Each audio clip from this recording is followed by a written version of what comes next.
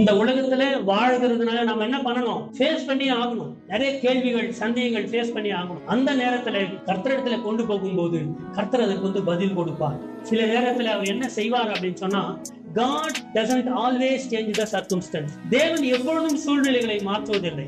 ஆனா அவர் என்ன பண்றாருன்னா, அந்த சூழ்நிலைகளுக்கு ஏற்ப நம்மை மாற்றுகிறார். நான் மாற மாட்டேன், எது நடந்தாலும் சரி நான் மாற மாட்டேன்னா நீங்கள் கஷ்டப்படுவீர்கள். சூழ்நிலைகளுக்கு ஏற்ப, எல்லா சூழ்நிலையும் நான் சொல்லவில்லை, சில சிச்சுவேஷன், சில சர்க்கம்ஸ்டன்ஸை கர்த்தர் என்ன பண்ணுவாரு?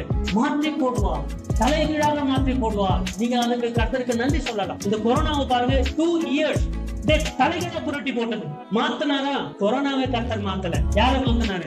நம்மள மாத்தினார். எல்லோருக்கும் யார் யாரு வீக்கா இருந்தாங்களோ அவங்க எல்லாம் பூஸ்டர் எல்லாம் போட்டு, மாத்திரை எல்லாம் போட்டு, இப்ப நீ வாட நான் பாக்குறேன் அப்படின்னு சொல்றதுக்கு யார் மாறினார்கள்? சூழ்நிலை மாறவில்லை, நாம் தான் மாறினோம். நாம் மாறியதுனால சூழ்நிலை மாறி. புரியுதா உங்களுக்கு?